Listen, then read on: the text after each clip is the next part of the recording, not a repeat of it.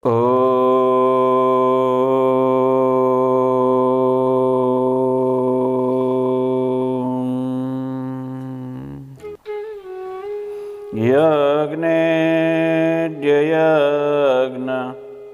હૃદયામરયજ્ઞતંતો યજ્ઞેશ યજ્ઞફલદોત્તમયજ્ઞકર્તઃ યજ્ઞેદ્યયજ્ઞવિધિશંસન યજ્ઞમૂર્તે કૃષ્ણં નમામિ સતતં યવતારિણં ત્વાં કૃષ્ણં નમામિ સતતં યવતારિણં ત્વાં ઓમ નમઃ શ્રી પરમહંસાસ્વાદિત ચરણકમલચિન્મકરંદાય ભક્તજનમાનસનિવાસાય પુરાણપુરુષોત્તમાય અવતારિણે શ્રી સ્વામિનારાયણાય નમો નમઃ. શ્રી કૃષ્ણાય ઘનશ્યામાય નીલકંઠાય શ્રી સહજાનંદ સ્વામિને નમો નમઃ. બોલો શ્રી સ્વામિનારાયણ ભગવાનની જય.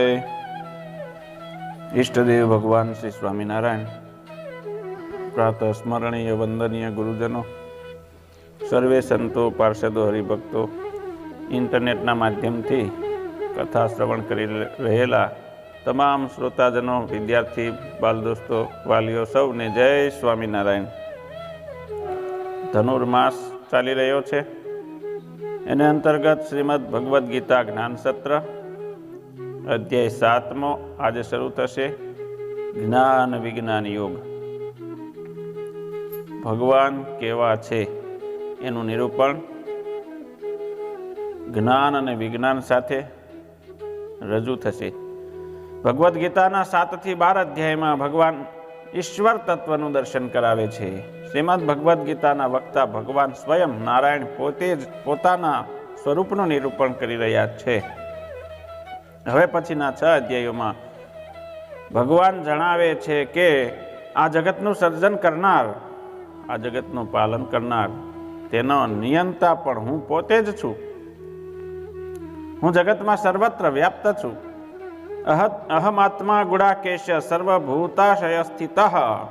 હે અર્જુન, પ્રાણી માત્રના હૃદયમાં સ્થિત, પ્રાણી માત્રના આત્મામાં હું જ રહ્યો છું.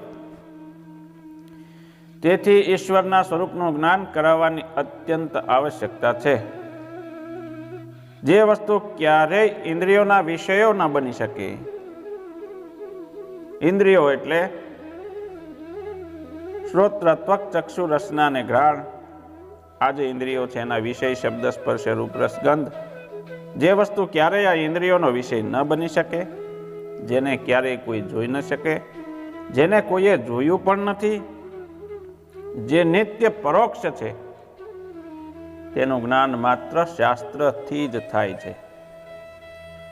સ્વર્ગ કે નરક નામના સ્થાન ક્યારેય આપણે જોયા નથી, કે આપણે જોવાના પણ નથી, કે આપણે પ્રત્યક્ષ અનુભવ પણ કરી શકવાના નથી. માટે એવી પરોક્ષ વસ્તુનું જ્ઞાન માત્ર શાસ્ત્રના શબ્દોથી જ થાય.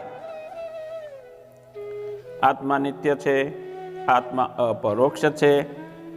એ આત્મા ક્યારેય આપણી ઇન્દ્રિયોનો કે આપણા મનનો વિષય બની શકે નહીં. આથી આત્માનું જ્ઞાન પણ શાસ્ત્રના શબ્દોથી જ પ્રાપ્ત થાય છે. વળી સર્વરૂપમાં રહેલો ઈશ્વર એ પણ અતિન્દ્રિય છે. અતિન્દ્રિય એટલે ઇન્દ્રિય ગમે નહીં, ઇન્દ્રિયથી જોઈ ના શકાય. એ પણ અતિન્દ્રિય છે, તેથી તેનું જ્ઞાન પણ શાસ્ત્રના શબ્દોથી જ થાય છે. કહેવાનો હેતુ એ છે કે ભગવાનના સ્વરૂપનું જ્ઞાન પ્રાપ્ત કરવા માટે આપણી પાસે એકમાત્ર સાધન છે શાસ્ત્ર. ઈશ્વર પ્રેરક છે અને તે પ્રેરણા દ્વારા આપણને મદદ અવશ્ય કરે છે.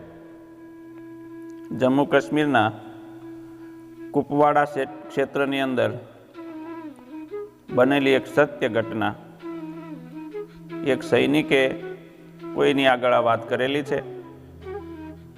એક મેનેજરના નેતૃત્વમાં 15 જવાનોની એક ટુકડી હિમાલયમાં 3 મહિના માટે બીજી ટુકડીની જગ્યાએ ફરજ ઉપર જઈ રહ્યા હતા. દુર્ગમ રસ્તો, ભયંકર હાડ થીજાવતી ઠંડી, એમાંય વળી બરફ વર્ષા, કઠિન ચઢાણથી બધા સૈનિકો થાકી ગયા હતા. એ વખતે મેજરને વિચાર આવ્યો કે એકાદ કપ ચાય મળી જાય તો આગળ વધવામાં કંઈક થોડી ઘણી તાકાત રહે. પણ રાતનો સમય હતો, નજીકમાં કોઈ વસ્તી ન હતી. લગભગ 1 કલાક ચાલ્યા પછી એક જર્જરિત ચાની દુકાન તેમને દેખાણી. પણ કરમની કઠણાઈ તો એ હતી કે દુકાનને લોક હતું. પરંતુ ભૂખ અને થાકને કારણે લોકને તોડવા માટે જવાનોએ ખૂબ આગ્રહ કર્યો અને મેજર સાહેબને મનાવી લીધા. લોક તોડવામાં આવ્યું. સદભાગ્યે દુકાનની અંદર ચાનો તમામ સામાન એમને મળી ગયો. સૌએ ચાની ચુસ્કીઓ લીધી, સાથે થોડાક બિસ્કીટો પણ ખાઈને રાહત અનુભવી. ચાલતી વખતે મેજરના મનમાં થોડી ગ્લાનિ થઈ કે ગમે તેમ તો આ ચોરી કહેવાય, આ સારું ન કહેવાય. એટલે તેમણે ચાની બરણી નીચે 1000 રૂપિયાની નોટ મૂકી દીધી. એ વખતે જ નોટબંધી નહોતી થઈ. 1000 રૂપિયાની નોટ મૂકી દીધી, શટર બંધ કર્યું અને કંઈક અંશે આત્મસંતોષ, આત્મગ્લાની દૂર કરી સંતોષ માન્યો અને પોતાના ગંતવ્ય સ્થાન તરફ સૌ આગળ વધી ગયા. પહેલાથી જ ફરજ કરી રહેલી અગાઉની જે ટુકડી હતી એ તેમના આવવાની રાહ જોઈ રહી હતી. 3 મહિના માટે આ ટુકડીએ ચાર્જ લઈ લીધો અને પોતાની ફરજ ઉપર સૌ લાગી ગયા. 3 મહિના પૂરા થયા પછી બધા જ 15 જવાનો પોતાના મેજર સાહેબ સાથે હેમખેમ એ જ રસ્તેથી પાછા ફરી રહ્યા હતા અને એ જ દુકાન ખુલ્લી જોઈ તે આરામ કરવા માટે રોકાયા. એ દુકાનનો માલિક એક વૃદ્ધ ચાવાળો હતો, જે એક સાથે આટલા બધા ગ્રાહકને જોઈને ખુશ ખુશ થઈ ગયો. આવા બિહડ વિસ્તારની અંદર, નિર્જન વિસ્તારની અંદર જ્યારે 15 એને ગ્રાહકો મળે, ખુશી થાય, રાજી થયો અને એમના માટે ચા બનાવવા લાગ્યો. અને આવા દુર્ગમ સ્થાનની અંદર દુકાન વિશે એમના પોતાના અનુભવો શેર કરવા લાગ્યો. વાત વાતમાં ભગવાનનો આભાર માનતો જાય છે કે વાહ ભગવાન, શું મારા પર કૃપા કરી છે, ભગવાન બહુ દયાળુ છે, ભગવાન બહુ કૃપાળુ છે, બધાનું ધ્યાન રાખે છે. આવી રીતે વાતો કરતો જાય. ત્યારે એક જવાન બોલ્યો કે ચાચા, તમે ભગવાનમાં આટલું બધું માનો છો, પણ ભગવાન હોય તો પછી ભગવાને તમને આવી ખરાબ હાલતમાં રાખ્યા કેમ? ચાચાએ કહ્યું, નહીં સાહેબ, એવું ન કહેવાય. ભગવાન તો છે જ અને એ ભગવાનને મેં જોયા જ. આ સાંભળીને બધા જવાનો કુતૂહલવશ એ ચાચાની સામે જ જોઈ રહ્યા. ચાચા બોલ્યા, સાહેબ, કે એકવાર હું ભયંકર મુસીબતમાં હતો. મારા એકના એક દીકરાને આતંકવાદીઓ પકડીને લઈ ગયા હતા. એ આતંકવાદીઓ મારા દીકરાને ખૂબ માર્યો, પણ તેની પાસેથી કોઈ પણ પ્રકારની જાણકારી ન મળી. મારપીટ કરીને એ લોકો તેમને છોડીને જતા રહ્યા. હું દુકાન બંધ કરી દીકરાને હોસ્પિટલ લઈ ગયો. હું બહુ નાના ભીડમાં હતો. આતંકવાદીઓના ડરથી ગામના લોકોએ કોઈએ પણ મને ઉધારી ન આપી. મારી પાસે દવાના રૂપિયા ન હતા. મને કોઈ આશાનું કિરણ દેખાતું ન હતું. એ રાત્રે હું ખૂબ જ રડ્યો અને મેં ભગવાનને પ્રાર્થના કરી મદદ માટે. ને સાહેબ, તે રાત્રે મારી દુકાનમાં ભગવાન સ્વયં આવ્યા. સવારમાં હું દુકાને ગયો તો તાળું તૂટેલું જોયું. મને ધ્રાસકો પડ્યો કે થોડું ઘણું બચાવેલું હતું એ પણ લૂંટાઈ ગયું? મેં દુકાનમાં પ્રવેશ કર્યો તો 1000 રૂપિયાની નોટ ચાની બરણીની નીચે ભગવાને મારા માટે રાખી હતી. સાહેબ, એ દિવસે 1000 રૂપિયાની નોટની કિંમત મારે માટે શું હતી એ મારા સિવાય કોણ જાણી શકે? સાહેબ, ભગવાન તો છે જ, ભગવાન તો છે જ, ભગવાન તો છે જ. આવું ચાચાનું રટણ ચાલુ રહ્યું. ભગવાન હોવાનો આત્મવિશ્વાસ તેની નજરમાં સાફ દેખાઈ રહ્યો હતો. અને આનો ઘટના સાંભળી સૈનિકોના મનમાં ત્યાં સન્નાટો છવાઈ ગયો. 15 જોડી આંખો એ મેજર તરફ મંડાણી અને મેજરની આંખમાં ચૂપ રહેવાનો આદેશ સૌને દેખાયો. એટલે કોઈ કશું બોલ્યા નહીં. મેજર સાહેબ પણ ઊભા થયા, ચાનું બિલ ચૂકવ્યું, વૃદ્ધ ચાચાને ભેટી પડ્યા અને તેમણે કહ્યું કે ચાચા, હું જાણું છું ભગવાન છે જ, અને તમારી ચા પણ શાનદાર હતી. અને એ દિવસે એ 15 જોડી આંખોએ પહેલી વાર મેજરની આંખોમાં ચમકતા પાણીનું દ્રશ્ય જોયું. સત્ય તો એ છે કે ભગવાન તમને ક્યારે અને કોના ભગવાન બનાવીને ક્યાંક મોકલી આપે એ કોઈ નથી જાણતું. સામાન્ય રીતે ઈશ્વર વિશે, ઈશ્વરના સ્વરૂપ વિશે દરેકના મનમાં કોઈ ને કોઈ ખ્યાલ અવશ્ય હોય જ છે. કેટલાક એવું માને છે કે ભગવાન સર્વત્ર વસે છે, યત્ર તત્ર સર્વત્ર ભગવાન છે, અણુ અણુમાં ભગવાન રહેલા છે. જુદા જુદા લોકોના મનમાં ભગવાન વિશે જુદા જુદા ખ્યાલો હોય છે, ભગવાન વિશે જુદી જુદી સમજ હોય છે. પણ ભગવાન વિશે બધાને કોઈ એક ખ્યાલ તો મનમાં અવશ્ય હોય જ છે. કારણ કે ઈશ્વરના સ્વીકાર વગર આપણું જીવન ચાલી શકે તેમ નથી. જીવનમાં પ્રત્યેક ક્ષણે આપણે જે કંઈ કરતા હોઈએ છીએ એની પાછળ આપણી ઈશ્વર વિશેની સમજ વણાયેલી જ હોય છે. આપણને કદાચ તેનો ખ્યાલ ન હોય એવું પણ બને ખરું.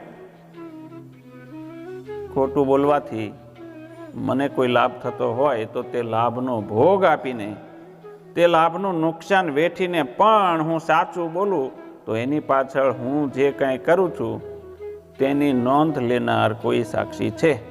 આ માન્યતા હોય છે, અને એ છે ઈશ્વર. આવી સમજ રહેલી છે. તેના કારણે હું એવું કરું છું. સત્કર્મ કરનાર દરેક મનુષ્ય એવી શ્રદ્ધા ધરાવતા હોય છે કે સારા કર્મનું પરિણામ સારું આવે છે અને ખરાબ કર્મનું પરિણામ ખરાબ આવે છે. આ તો સૌ આપણે જાણીએ છીએ. કેટલાક લોકો તો ઈશ્વરના અસ્તિત્વને નકારી કાઢે છે. અસત્યમ પ્રતિષ્ઠમ તે જગદાદાઉ રનીશ્વરમ. એવો કહે છે કે જગતમાં કોઈ પ્રતિષ્ઠા નથી, અહીં કોઈ ઈશ્વર નથી. ભગવાન આવા આસુરી સંપત્તિ ધરાવનારા લોકોની વાત પણ ગીતામાં કરવાના છે. આ નાસ્તિક લોકો કહે છે કે જગતમાં સત્ય કે ધર્મ નામની કોઈ વસ્તુ છે જ નહીં, ઈશ્વર નામનું કોઈ અસ્તિત્વ તત્વ છે જ નહીં. માત્ર કામનાની પૂર્તિ માટે, માત્ર ભોગ માટે જ આ જગત છે. આ પણ નાસ્તિક લોકોની ઈશ્વર વિશેની ખોટી માન્યતા છે, જેનો નિષ્કર્ષ નાસ્તિક લોકો એવો કરે છે કે ઈશ્વરની ચિંતા કરવાની કોઈ જરૂર નથી. આ દ્રષ્ટિનો આશ્રય લઈને અલ્પ બુદ્ધિવાળા, નષ્ટચિત્ત થયેલા એવા જગતના શત્રુઓ જગતનો ક્ષય કરવા માટે ક્રૂર કર્મમાં પ્રવૃત્ત થાય છે. આ પ્રકારે દ્રષ્ટિ ધરાવનારા નાસ્તિક લોકો પોતે જ પોતાનો વિનાશ નોતરે છે. અત્યારે જે અધર્મ આચરી રહ્યા છે, બળાત્કાર કરી રહ્યા છે, ખૂન કરી રહ્યા છે, આ બધા આવા નાસ્તિકો, કુકર્મીઓ કે જે ધર્મમાં નથી માનતા, એ આવું લોકો કરી શકે છે. ધાર્મિક માણસ આવું ન કરી શકે. ટૂંકમાં અત્યારે હું જે કંઈ કરું છું એ મારી સમજની ઉપજ છે એવું નાસ્તિકો માને છે. તેથી જીવનમાં સાચી સમજ અત્યંત આવશ્યક છે. હવે પછીના 6 અધ્યાયોમાં ભગવાન સાચી સમજ આપતા ઈશ્વર તત્વનું નિરૂપણ કરે છે, અને આ તેનો મુખ્ય વિષય છે આ અધ્યાયનો. આ સાથે કર્મયોગ તેમજ ભક્તિયોગનું નિરૂપણ પણ આ અધ્યાયમાં કરવામાં આવશે. આ સમગ્ર જગતની ઉત્પત્તિ ભગવાને કરેલી છે. ભગવાન જગતમાં સર્વત્ર વ્યાપ્ત છે. તેથી ઈશ્વરને અર્પણ કરવાની ભાવનાથી આપણે કર્મ કરીએ તો આપણા કર્મ જ ઈશ્વરની અર્ચના બની જાય છે. ઓમ અચ્યુતાય નમઃ, ઓમ અનંતાય નમઃ. આવા એક એક પુષ્પ ભગવાનને ચડાવીને આપણે આપણા ભગવાનની અર્ચના કરતા હોઈએ છીએ. કર્મ દ્વારા ઈશ્વરની અર્ચના કરવા માટે આપણે એક એક કર્મરૂપી પુષ્પ તરીકે ભાવપૂર્વક ભગવાનના ચરણોમાં એક કર્મ અર્પિત કરવું, આનું નામ છે કર્મયોગ અને આનું નામ જ ભક્તિ છે. આપણે એવું માનીએ છીએ કે પૂજા કરવી, કથા સાંભળવી, એમાં મારું મન લાગતું નથી, કે મને ટાઈમ નથી, હું ધંધામાં કે નોકરીમાં એટલો વ્યસ્ત છું, એટલા માટે હું પૂજા નથી કરતો, એટલા માટે હું કથા નથી સાંભળતો, તો કે સત્સંગ કરવાનો મને ટાઈમ નથી. તો પછી શું તમે ખાઓ છો? ખાવાનો ટાઈમ મળી રહે છે? ગપ્પા મારવાનો ટાઈમ મળી રહે છે? અને એ સમયે ખાતા સમયે પણ આપણું મન ક્યાં ખાવામાં હોય છે? ફોન આવી જાય તો ફોનમાં વાત કરતા કરતા જમતા હોય તો શું જમી ગયા એ ખબર નથી હોતી, કેટલું જમાઈ ગયું એ ખ્યાલ નથી રહેતો. મન વિચારોમાં હોય, મન વાતમાં હોય છે, એટલે ભોજનનો કોઈ સ્વાદ નથી આવતો. ભોજન સમાપ્ત થઈ જાય તો એ ખબર નથી રહેતી કેટલું ખવાઈ ગયું અને આજે મેં શું ખાધું એ પણ આપણને એની સ્મૃતિ નથી રહેતી. તો પછી મન ત્યાં રહેતું નથી, એનો સ્વાદ આવતો નથી, તો પછી ખાવશો શા માટે? તો આપણે કહીશું કે એ તો જરૂરિયાત છે, શરીરને પોષણને માટે જરૂરી છે, ન ખાઈએ તો ગુજરી જવાય, એટલા માટે ખાવું જરૂરી છે. તો પછી આપણે એમ કહીએ કે સ્નાન શા માટે કરો છો ભાઈ? સવારમાં અડધો કલાક બાથરૂમમાં ઘૂસીને સાબુથી નાશે ને શેમ્પૂથી નાશે, આ બધું શા માટે? અને શું તે સમયે પણ મન તમારા વશમાં છે? મનમાં કોઈ વિચાર નથી આવતા? ફક્ત નાવામાં જ મન છે? જો જ્યારે શેમ્પૂથી નાતા હોય કે સાબુથી નાતા હોય ત્યારે તમારું મન ત્યાં હોય છે? ના, એવું પણ નથી. મન ત્યાં હોતું જ નથી. મન તો કંઈક બીજે વિચારે ચડી ગયેલું છે. એમાં માથાનું શેમ્પૂ શરીરે લગાડે એવું પણ ઊંધું ચતું કાર્ય થઈ જતું હોય છે. ત્યારે પણ મન નથી, તો પછી નાવશો શા માટે? તો કે છે નાવું તો પડે, નાહીએ નહીં તો કોઈ આપણી પાસે ઊભું ન રહે. શરીરને સાફ કરવા માટે, શુદ્ધ કરવા માટે, એની શુદ્ધિ માટે આ બધું જરૂરી છે. એવી જ રીતે આત્માની શુદ્ધિ માટે પ્રાર્થના જરૂરી છે, પૂજા જરૂરી છે, અર્ચના જરૂરી છે, કથા જરૂરી છે, સત્સંગ જરૂરી છે. મન લાગે કે ન લાગે તો પણ આ બધું કરવાથી મન શુદ્ધ અવશ્ય થાય જ છે. માટે મને કે મને આ બધું કરવું જરૂરી છે. સ્નાન અને ખાવું પીવું એ શરીર માટે જરૂરી છે, તો પૂજા પાઠ અર્ચના કથા સત્સંગ આ બધું આત્માની પવિત્રતા માટે જરૂરી છે, એટલા માટે કરવું જોઈએ. આમ હવે પછીના 6 અધ્યાયોમાં ભક્તિનું પણ નિરૂપણ આવશે. ભક્તિના નિરૂપણ માટે જેની હું ભક્તિ કરું છું, જેનું હું ભજન કરું છું, તે છે કોણ એ જાણવું આવશ્યક છે. ભક્તિ એટલે પ્રેમ, ભક્તિ એટલે સ્નેહ. મનુષ્ય સહિત પ્રાણી માત્રના હૃદયમાં પ્રેમ હોય જ છે, રહેલો જ હોય છે. અને એ પ્રેમ ઈશ્વર માટેનો જ હોય છે. પરંતુ ઈશ્વર વિશેની સમજ દરેકની જુદી જુદી હોય છે. તેથી જેને ઈશ્વર માને છે તે તેને ભજે છે. કોઈ ધન સંપત્તિને ઈશ્વર માને છે તો તેને પ્રેમ કરે છે. કોઈ સત્તા પ્રતિષ્ઠાને ઈશ્વર માને છે તો તેને પ્રેમ કરે છે. કોઈ સ્વર્ગમાં કે વૈકુંઠમાં કે કૈલાસમાં રહેલા દેવતાઓ વિશે ઈશ્વરની શ્રદ્ધા ધરાવે છે તો તેને પ્રેમ કરે છે. અને કોઈ વ્યક્તિને ઈશ્વર માનતો હોય તો વ્યક્તિ વિશેષને પ્રેમ કરે છે. જેના જીવનમાં જે ધ્યેય હોય, જેને માટે જે સૌથી મહત્વની વસ્તુ હોય, કે જે સૌથી મહત્વની વ્યક્તિ હોય, તો તેને માટે ઈશ્વર છે. તેના પ્રત્યે તેનો સઘળો પ્રેમ વર્તાય છે, આદર ભાવ વર્તાય છે. આથી ઈશ્વર વિશેની આપણી સમજમાં જેટલી ભૂલ ઓછી થાય તેટલી આપણા પ્રેમની દિશા યોગ્ય હોય. આપણું જીવન પણ એટલા પ્રમાણમાં સાર્થક બને છે, કૃતાર્થ બને છે. એટલે ઈશ્વર વિશેનું નોલેજ પણ જરૂરી છે. આ અધ્યાયમાં એ પણ વાત થશે. આમ ભગવદ્ ગીતા આપણને આપણું રોજિંદુ જીવન આપણે કેવી રીતે જીવવું, જીવનને કેવી રીતે આનંદમય કલ્યાણમય બનાવવું તે શીખવે છે. મનુષ્યનું શરીર મળ્યું છે તે આપણને સાંપડેલી મુક્તિ મેળવવા માટેની શ્રેષ્ઠ તક છે. અને એ તકનો લાભ કેવી રીતે લેવો તે ભગવાન આપણને અહીં શ્રીમદ ભગવદ્ ગીતા જ્ઞાન સત્રમાં શીખવે છે. સિદ્ધિમ વિંદતિ માનવ, પોતાના કર્મ દ્વારા ઈશ્વરની અર્ચના કરતો માનવ સિદ્ધિ પ્રાપ્ત કરે છે.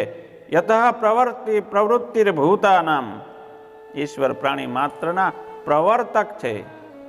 આથી ઈશ્વરના દર્શન માટે કોઈ વિશેષ સ્થાને જવાની જરૂર નથી.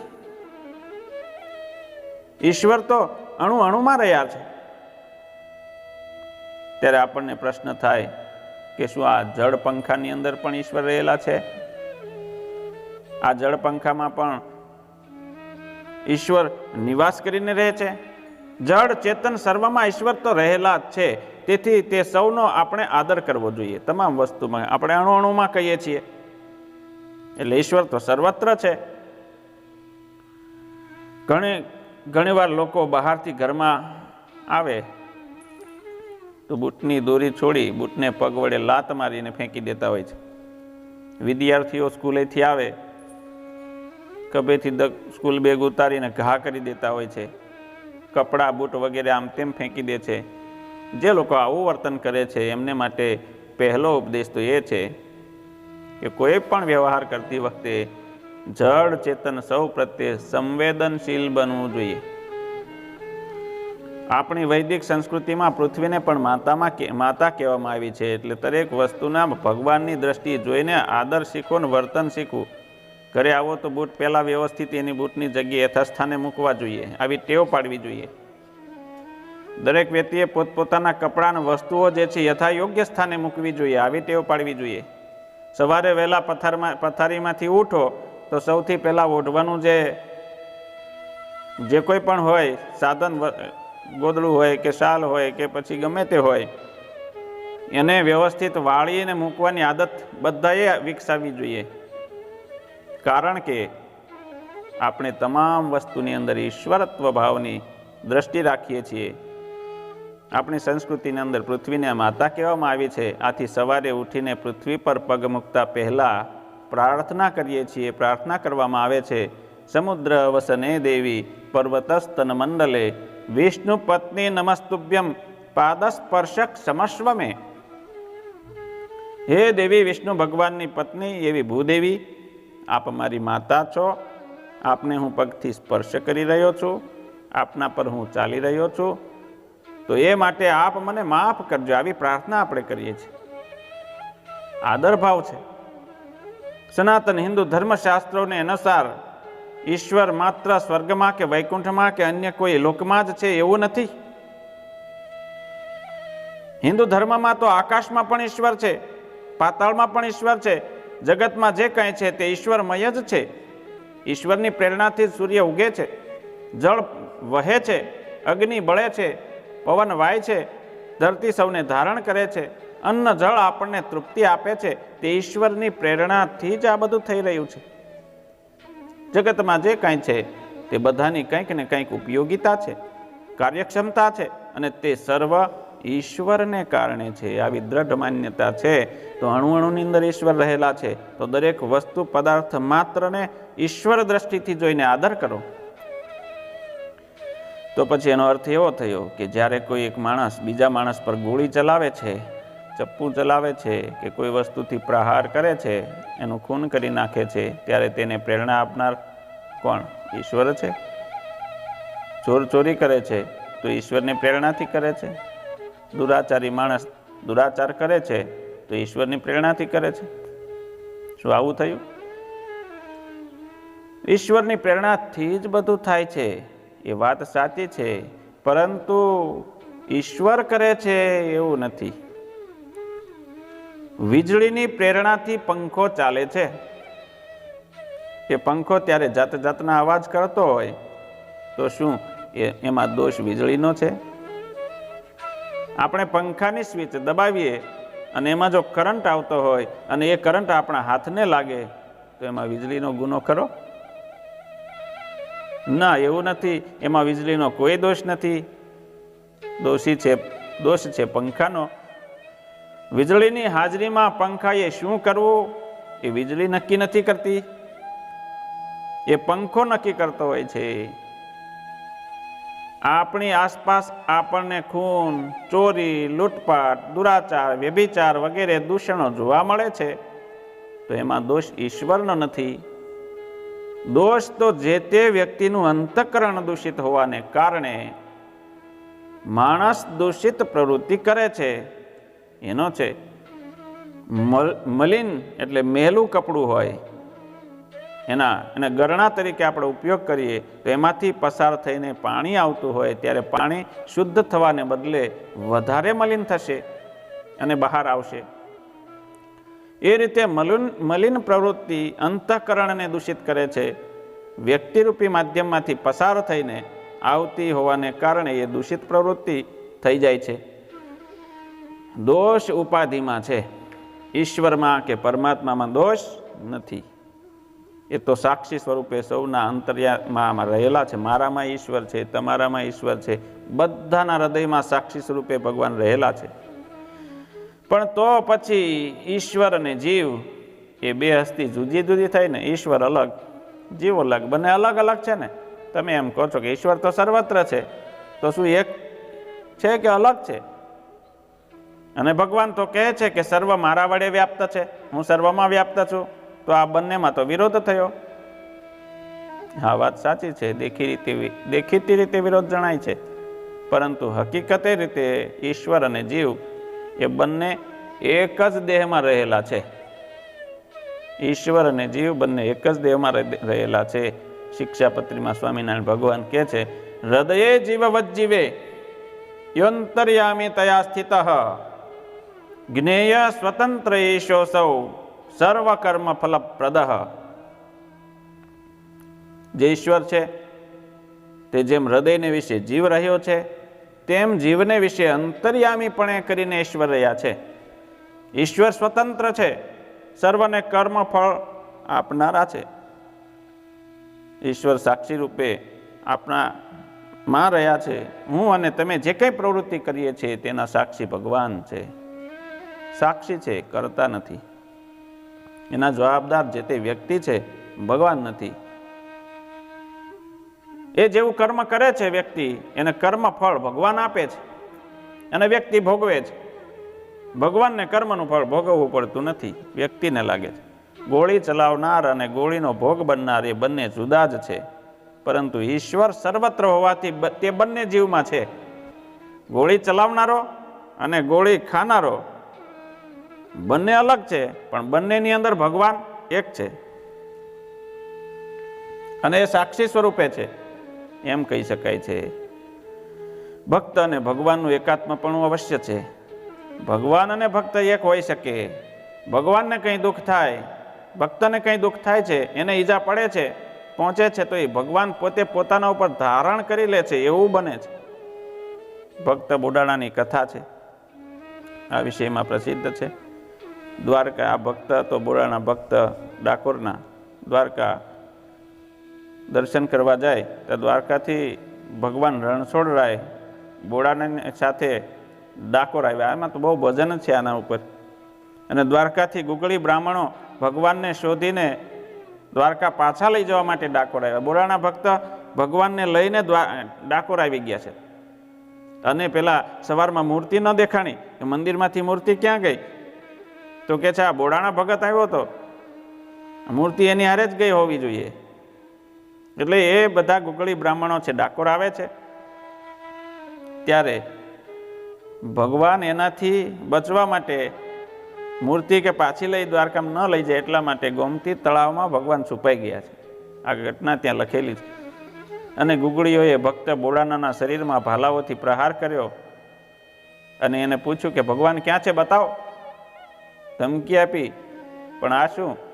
જોનારાના સૌના આશ્ચર્ય વચ્ચે બોડાનાના શરીરમાં ભાલો ભોંકવાની સાથે જ એ ગોમતી તળાવનું પાણી પણ લાલ થઈ ગયું. આ કથા છે, આ કીર્તન ભજનમાં વણાયેલી છે અને ત્યાં પણ લખેલી છે. એમ જ ઈશ્વર તત્ર સર્વત્ર સર્વ અણુ અણુમાં વિરાજમાન છે, ભગતમાં રહેલા છે. ભગતને કોઈ ઈજા પહોંચાડે છે ત્યારે સાક્ષી સ્વરૂપે વિરાજતા ભગવાન પોતે પોતાના ઉપર તે લઈ લે છે. આવું ભક્ત સાથેના એકાત્મપણાનું દર્શન ભગવાન કરાવે છે. એનો મતલબ એવો નથી કે આપણે જે કંઈ પણ કુકર્મ કરીએ તો એ ભગવાન ભોગવે છે, એવું નથી. પણ આ તો ભગત ઉપર એટલી બધી કૃપા એમની છે કે એના દુઃખને ભગવાન પોતા ઉપર લે છે. સ્વામિનારાયણ ભગવાને પણ ગુરુ રામાનંદ સ્વામી પાસે 2 વરદાન માગ્યા હતા. એમાં આ જ તત્વ રહેલું છે કે મારા ભક્તને કોઈ પણ પ્રકારનું દુઃખ આવવાનું હોય, વીંછીનું દુઃખ આવવાનું હોય તો એ મારા ઉપર આવે, પણ મારા ભક્તને કોઈ પણ પ્રકારનું અન્ન વસ્ત્રનું દુઃખ ન આવે. તેમ એના ભાગ્યની અંદર ભિક્ષાપાત્ર લખેલું હોય તો એ અમને આવે, પણ અમારા ભક્તો જે છે એ સુખી રહે. તો ભગતનું દુઃખ ભગવાન પોતા ઉપર લઈ લે છે. એનો મતલબ એવો છે કે સાક્ષી સ્વરૂપે બધામાં વિરાજમાન છે, પણ પોતે કર્મફળના ભોગવનારામાં જવાબદાર નથી. તો આવા ઈશ્વરની પૂજા આપણે કરવી કેવી રીતે? ઘરમાં એક આપણે નાની મૂર્તિ રાખી હોય, આપણે તો ઈશ્વરની પૂજા કરતા હોઈએ છીએ, તો શું એ પૂજા ખોટી છે કે સાચી છે? ના, તો એક નાના વિગ્રહમાં ઈશ્વરની પૂજા કરવામાં કશું ખોટું નથી. એ ભગવાનની પૂજા આપણે સાક્ષાત ભગવાન બિરાજમાન છે એવી રીતે કરવી જોઈએ. સવારમાં અમને ઉઠાડવા, નવડાવવા, ધોવડાવવા, જળપાન કરાવવું, નાસ્તો કરાવડાવવો, બપોરે જમાડવા, સાંજે જમાડવા, સાંજે પાછા પહોંચાડવા, આ બધી આપણો જે કંઈ ભાવ હોય ઈશ્વરને અર્પણ કરવું. ઘરની અંદર કંઈ પણ ભોજન બનતું હોય તો પહેલાં ભગવાનને ધરાવવું ને પછી પોતે જમવું. એ પ્રસાદ ભાવના થઈ ગઈ. એ ભોજન નથી રહેતું, એ પ્રસાદ બની જાય છે. તો એ રીતે જમવું, આવી રીતે ભગવાનની પૂજા કરવામાં કંઈ ખોટું નથી. ઈશ્વર તો સર્વવ્યાપી છે, સર્વશક્તિમાન છે, સર્વ નામરૂપની અંદર ઈશ્વર રહેલા જ છે. આવા વિશાળ સર્વવ્યાપી ઈશ્વરને જોવાની ક્ષમતા આપણી દ્રષ્ટિમાં સમાઈ ન શકે. આથી આપણી દ્રષ્ટિ સમક્ષ ભગવાનની નાની પ્રતિમા રાખીને આપણે ઈશ્વરની પૂજા કરીએ છીએ. પરમાત્માનું વર્ણન કરતા વેદો કહે છે, સહસ્ર શીર્ષા પુરુષ સહસ્રાક્ષ સહસ્રપાત સ ભૂમિગુમ સર્વત સ્પૃત્વા તિષ્ઠત દશાંગુલમ. પરમાત્મા હજારો મસ્તકવાળા છે, હજારો આંખ અને હજારો પગવાળા છે. તે ચારે તરફથી પૃથ્વીને આવરીને તેનાથી 10 આંગળ ઉપર રહેલા છે. ઘણા ધર્મો માને છે કે ઈશ્વર નિર્ગુણ છે, ઈશ્વર નિરાકાર છે. ઈશ્વરને નિરાકાર માનનારા લોકો મૂર્તિનો અને મૂર્તિ પૂજા કરનારા અને પૂજકોનો પણ વિરોધ કરે છે. એમનો આગ્રહ છે કે ઈશ્વર નિરાકાર જ છે, આથી મૂર્તિની પૂજા કરવી એ ઈશ્વરનો આદર છે. આવો કેટલુંક માને છે. જો કે ઈશ્વરને નિરાકાર માનનારા જે લોકો છે એ પણ કોઈ એક પ્રતીક કે સ્મૃતિ ચિહ્નના રૂપમાં ઈશ્વરની પૂજા તો કરતા જ હોય છે. અને વળી નિરાકાર ઈશ્વર કોઈ એક સ્થાનમાં કેવી રીતે હોઈ શકે? આકાર જ ન હોય, કોઈ એક સ્થાનમાં રહે કેવી રીતે શકે? આવા વિચાર એ લોકો નથી કરતા. જ્યારે સનાતન હિન્દુ ધર્મમાં વિશિષ્ટ અદ્વૈત સિદ્ધાંત મુજબ ઈશ્વર સદા સાકાર દિવ્ય કિશોર મૂર્તિ છે. કોઈ પણ આકાર વગરની શક્તિ આકારનું સર્જન કરી કેવી રીતે શકે? એટલા માટે ઈશ્વર સદા સાકાર દિવ્ય મૂર્તિ છે, કિશોર મૂર્તિ છે. ઈશ્વર વિશેની આવી યથાર્થ મૂળભૂત સમજણ વૈદિકોને માણસ બનાવે છે.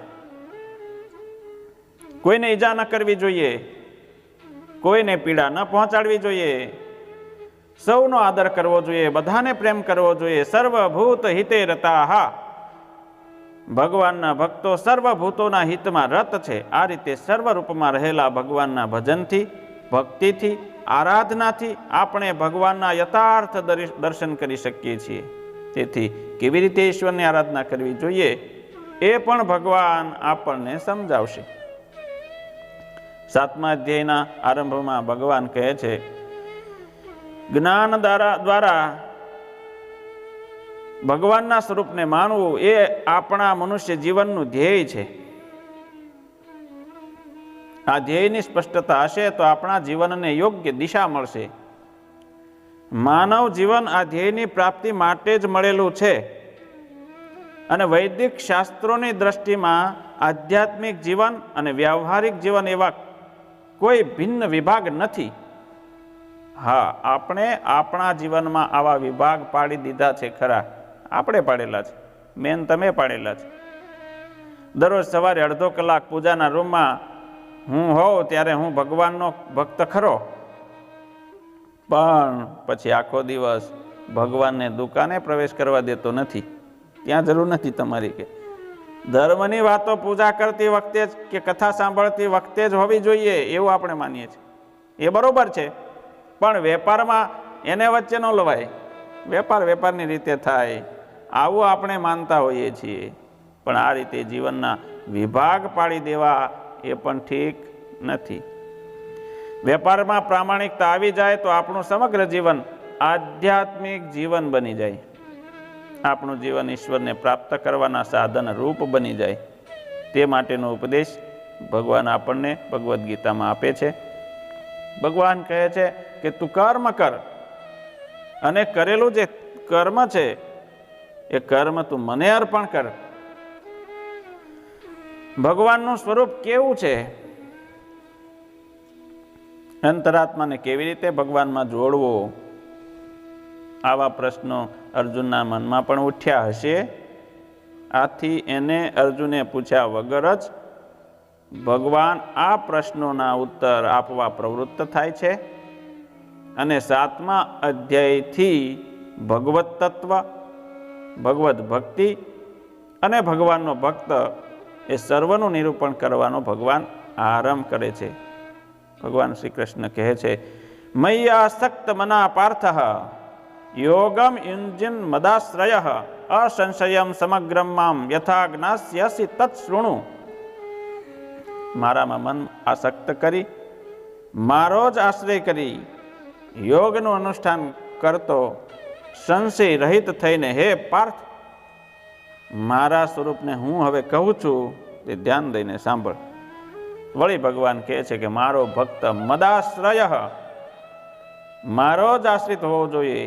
યોગમ યુંજન, યોગનું અનુષ્ઠાન કરતો થકો, પોતાના ચિત્તને મારામાં એકાગ્ર કરતો થકો, મારી જ સેવા કરે છે. ઇન્દ્રિયોથી તે મારી સેવા કરે છે. ઇન્દ્રિયો એટલે વળી પાછું શ્રોત્ર, ત્વક, ચક્ષુ, રસના અને ઘ્રાણ. આ દ્રઢ કરવું પડશે. આને જ્ઞાનેન્દ્રિય કહેવાય. શ્રોત્ર એટલે કાન, ચક્ષુ એટલે આંખ, ત્વક એટલે ચામડી, રસના એટલે જીભ, ઘ્રાણ એટલે નાક. આ 5 જ્ઞાનેન્દ્રિયો છે. અને આ જ્ઞાનેન્દ્રિયો દ્વારા જ આપણે કંઈ પણ જગતમાંથી સારું કે નબળું જે કંઈ ખરીદીએ છીએ આનાથી જ ખરીદીએ છીએ. આના વડે જ આ બધા વ્યાપારીઓ છે આપણા માટે બધું ખરીદીને લાવે છે માર્કેટમાંથી. હવે એ સારું લાવે છે કે ખરાબ લાવે છે એનો વિભાગ આપણી બુદ્ધિએ કરવાનો છે. આ 5 જ્ઞાનેન્દ્રિયોને કંટ્રોલમાં રાખવાની છે, તો જ આપણું જીવન જે છે એ સ્થિર રહી શકે. નહીં તો કચરો લઈ આવે, ફિલ્મમાં જાય તો ત્યાંથી કચરો ઉઠાવી લાવે, ક્લબોમાં જાય તો ત્યાંથી કચરો ઉઠાવી લાવશે, મોબાઈલની અંદર ઇન્ટરનેટમાં જશે તો ત્યાં પણ કચરો ઉઠાવી લાવશે. તો નુકસાન અંતઃકરણને થશે, મન વિચલિત ને વિક્ષિપ્ત થઈ જશે. એટલે ઇન્દ્રિયોથી તે મારી સેવા કરે છે, મનથી મને પ્રેમ કરે છે, બુદ્ધિથી મને શરણાગત છે અને ચિત્તમાં મારું જ સ્મરણ કરે છે. આમ મારો ભક્ત સર્વ રીતે મને સમર્પિત છે એવું ભગવાન કહે છે. અને તેમ છતાં મને સારી રીતે જાણે છે. સર્વવ્યાપી, સર્વથી પર એ મારો ભક્ત મને જાણે છે. મારી અને મારા ભક્તની વચ્ચે કોઈ અંતર રહેતું નથી અને તેથી તેના જ્ઞાનમાં કોઈ સંશય પણ રહેતો નથી. જે સાચો ભગવાનનો ભક્ત છે એના જ્ઞાનમાં કોઈ સંશય ન હોઈ શકે. ભગવાનના સ્વરૂપ વિશે, ભગવાનના ઐશ્વર્ય વિશે અને વિભૂતિ વિશે ભગવાનની કૃપા વિશે ભગવાનના ભક્તના મનમાં કોઈ જ સંશય રહેતો નથી. હવે આગળ જ્ઞાનનું મહાત્મા કહેતા 7મા અધ્યાયમાં પોતે શું કહેવાના છે તે ભગવાન બીજા શ્લોકમાં જણાવે છે. જ્ઞાનમ તેહમ સવિજ્ઞાનમિદમ વક્ષ્યામ્ય શેષતઃ યજ જ્ઞાત્વા નેહ ભૂયોન્ય જ્ઞાતવ્યમ અવિશિષ્યતે. જેને જાણ્યા પછી બીજું કાંઈ જાણવાનું બાકી રહેતું નથી. જ્ઞાન અને વિજ્ઞાન સહિત મેળવ્યા પછી કશું જાણવાનું બાકી રહેતું નથી. એને મેળવ્યા પછી કાંઈ મેળવવાનું બાકી રહેતું નથી. અને ત્યાં પહોંચ્યા પછી ક્યાંય જવાની જરૂર નથી, ક્યાંય પહોંચવાનું બાકી રહેતું નથી. એ મારા સ્વરૂપને હવે હું કહું છું. આ જ્ઞાનની પ્રશંસા કરતા ભગવાન કહે છે કે હે અર્જુન, આ જ્ઞાન પ્રાપ્ત કર્યા પછી અહીં આ જગતમાં, અહીં આ જન્મમાં પછી બીજું કાંઈ જાણવાનું બાકી રહેતું નથી. એટલે મને જાણ્યા પછી જીવનમાં જે કાંઈ જાણવાનું છે તે સર્વ જણાઈ જશે. આ જ્ઞાન પ્રાપ્ત થાય એટલે જ્ઞાનની પીપાસા હંમેશને માટે શાંત થઈ જશે.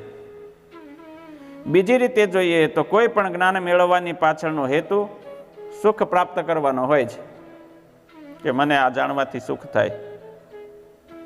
જીવનનો પુરુષાર્થ સિદ્ધ કરવાનો હોય છે કે હું જીવનની અંદર કંઈક પુરુષાર્થને સિદ્ધ કરી શકું. આ જ્ઞાનથી જણાય છે કે સર્વ કાંઈ ઈશ્વર સ્વરૂપ છે, બધામાં ઈશ્વર રહેલા છે, તેની જ અભિવ્યક્તિ છે અને ઈશ્વર જ પૂર્ણ છે, ઈશ્વર જ અદ્વિતીય છે, ઈશ્વર આનંદ સ્વરૂપ છે. જેને પોતે પ્રાપ્ત કરવા ઈચ્છી રહ્યો હતો તે પૂર્ણ છે, અનંત છે, આનંદરૂપ છે. એ જ ઈશ્વર સ્વયં છે, એ જ સર્વ કાંઈ છે, એ જ વાસુદેવ નારાયણ છે. આ જ્ઞાનથી જીવનનો પરમ પુરુષાર્થ સિદ્ધ થઈ જશે અને તેથી કાંઈ જાણવાનું કે કરવાનું બાકી રહેતું નથી. આ રીતે ભગવાન આ જ્ઞાનની પ્રશંસા કરે છે. તેથી શ્રોતાને તેનું શ્રવણ કરવાની અભિરુચિ જન્મે. હવે પછીના અધ્યાયની અંદર જે પણ કંઈ નોલેજ છે એની અંદર સંપૂર્ણ છે. ભગવાને જેમ વાત કરી જીવનનું તત્વ કે જેને જાણ્યા પછી બીજું કંઈ બાકી રહેતું નથી, એવું અદ્ભુત જ્ઞાન શ્રીમદ ભગવદ્ ગીતામાં રહેલું છે. એને વારંવાર સાંભળી અને આત્મસાત કરવું જોઈએ. એક શ્રીમદ ભગવદ્ ગીતાને સમજવામાં આવે તો બીજું ક્યાંય બહાર જોવાની જરૂર રહેતી જ નથી. બધું જ આમાં ભરેલું છે. જે કંઈ વિચારકોના વિચારો તમે જુઓ એ વિચારો આમાં જ છે. ગમે એટલા ઊંચા વિચારો હશે, ગમે એટલું સારું ભાષણ કરતા હશે, ગમે એટલા મોટિવેશનના સેમિનારો કરતા હશે, લાખો લોકો એને સાંભળવા જતા હશે પૈસા ખર્ચીને, 5,000 10,000 રૂપિયાની ફી રાખીને મોટિવેશન સેમિનાર રાખતા હોય છે. એ બધા વિચારો આમાં છે. આનાથી બારું કંઈ છે જ નહીં. એ લોકો કશું કહેતા નથી. આ શ્રીમદ ભગવદ્ ગીતાને સમજવામાં આવે તો જીવનમાંથી દુઃખ માત્ર દૂર થઈ જાય. તમામ સુખ આમાં ભરેલું છે.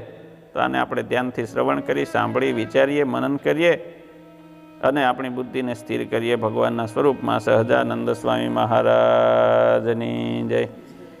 શ્રીપતિમ શ્રીધરમ સર્વદેવેશ્વરમ ભક્તિધર્માત્મજં વાસુદેવમ હરે માધવમ કેશવમ કામદમ કારણમ શ્રી સ્વામિનારાયણમ નીલકંઠમ ભજે શ્રી સ્વામિનારાયણમ નીલકંઠમ ભજે. સહજાનંદ સ્વામી મહારાજની જય.